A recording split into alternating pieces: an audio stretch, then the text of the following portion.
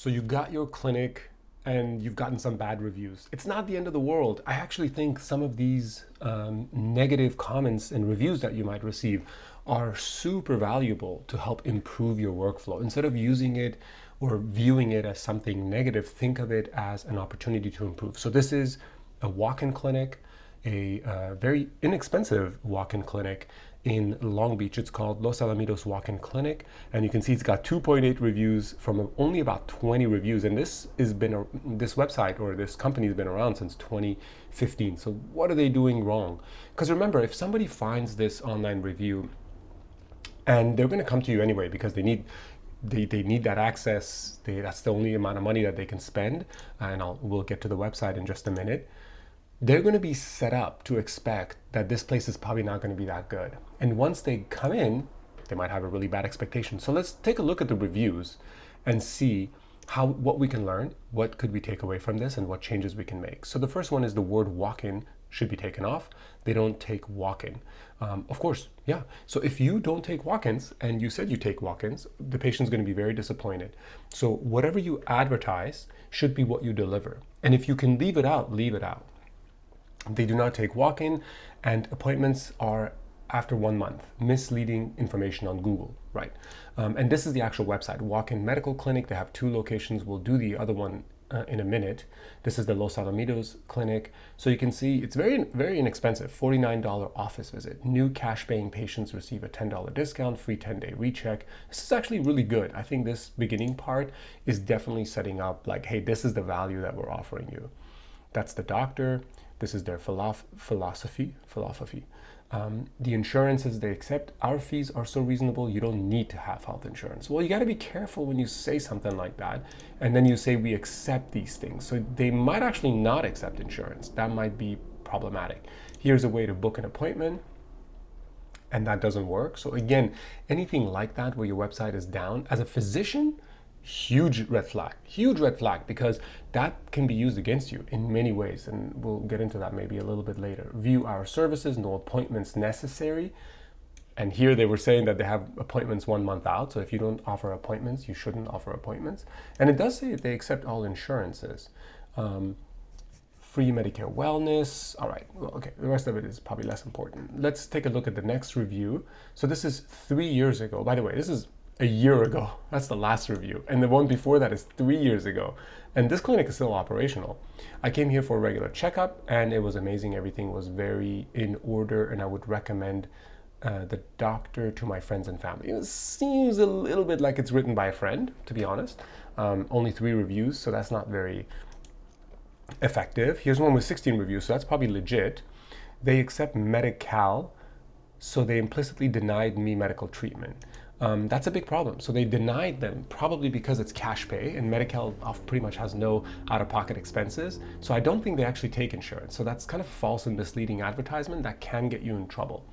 Here's another one, 12 reviews 3 years ago, probably also legitimate. Went here for a full physical exam and pap smear. I had never gotten a pap smear before, so I preferred, that's the name of the doctor, primary care, to do it. The moment this person walked in the door, she said she never usually does pap smears and literally bluntly said she doesn't like it. I felt so uncomfortable and embarrassed. All right, so if you get that kind of review, what can you do? Hey, how do I come across to my patients? Why is it that they thought that? Maybe you can reach out to this patient and say, hey, I'm so sorry, what happened? Now, of course, you can imagine the kind of doctor that reaches out to a patient like this probably would never offer that kind of service. They might even say, hey, I'm so sorry that you expected a pap smear. That's not what I offer. Let me give you your money back, right? So, and here somebody liked this remark. Maybe it is not the actual place that is there, but there is a business that's using this address their own, and it's a scam business, so heads up for any, right? So how does this happen? This happens because you just have bad reviews, and somebody comes there and then Googles it and is like, oh, they got some bad reviews. I'm gonna leave another bad review. So if you even reply to a comment like this that's negative, and to this one, then you can kind of control that narrative a little bit. They don't take any walk-ins, okay, happens again. They accept Medi-Cal, even though their website says they do. They don't accept Medi-Cal. So if you say you do and you don't, that can actually get you into trouble. Falsely advertised. Here's one from 8 reviews, so it's probably real. I visited the office for over 7 years, and I've had, and I've had great experiences. The staff really does care about the patients. You can quickly come in, doctor and nurse practitioner, depending. Okay, so they have different nurse practitioners working there, so it's probably a busy office. Very pleased to see office staff. Charlotte is wonderful. Okay, yeah, I mean, these are great reviews. If you look, a few years ago, the reviews were actually, well, I was going to say they were good, but no, these are some pretty bad reviews. What are the common narratives here, right? So confusion about services that are offered.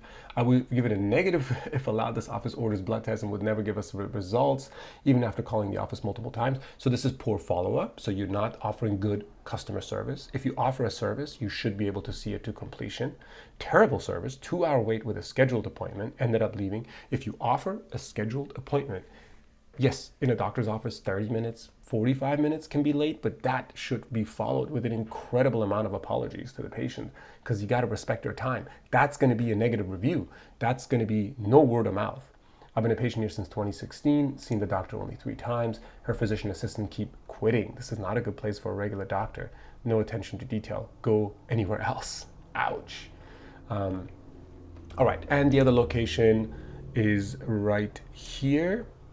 And we'll check out, we already checked out the website, so you have an idea of what the problem with the website is. So this one has 32 reviews, quite a bit more. 3.3, still really, really bad. And it looks like they have a ZocDoc booking platform. Let's take a look at the newest. All right, let's see, 8 months ago, 11 months ago. This place needs to be more professional. The nurse speaks with foul language with the patients and has to Google to see what medication is needed. She needs to learn how to listen to patient concerns. Seems to me that she needs more education on the medical field. Okay, so that might just be bad staff. If you get something like this, I think you can go to your staff and say, hey, these are the reviews we're getting. Let's kind of keep an eye on how you're communicating with patients. Here are some good communication skills you can have with your patients. Here's one where this person's just going detail. My mom needed to see the doctor urgently because she needed a prescription for blood pressure and memory medication refilled. I am beyond disgusted at the attitude as secretary for employing and thinking it to turn away the patient in need. That's tough. I went to this doctor about 7 years ago for I went to this doctor about 7 years ago for about a year with deteriorating health. All she did back then was give me high blood pressure. Now 7 years later with the other doctor, come to find out I have serious autoimmune issues. Okay, this is a big deal.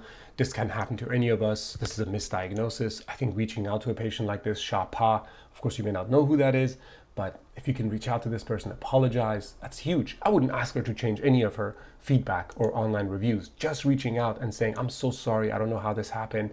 I reviewed the content of your chart, and I think you're right.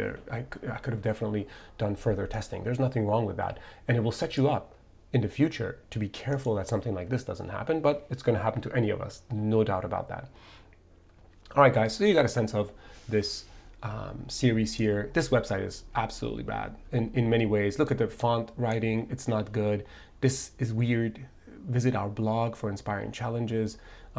It's unprofessional. Hello World is the last post that they wrote 9 years ago. It's a 2015 blog for copyright. It's just not good. And the patient portal didn't work. And then I was going to click on this actually for you guys because I clicked on it before. The interesting part is she's 4.7 with 217 reviews. So this is, ZocDoc is a way that somebody can book an appointment directly from ZocDoc. So that's your scheduling platform. And it's not that it's not accurate. It's just that it's very pushy to get you. It's very rare to have anybody on ZocDoc have bad reviews. So it's not a proper representation because no patient is going to look you up on ZocDoc. They're going to look you up on Google. So remember, this is wonderful, 217, but that other part is bad. And not only is it bad, but it's also going to set you up for potential malpractice suits. And that's just something you don't want to do. Let's see, newest 1 year ago. I don't know, maybe her clinic is down. Maybe she closed it, but yeah, there's like the last reviews are from quite a long time ago. All right, guys, I hope that's helpful. Check out digitalnomadphysician.com. Take care.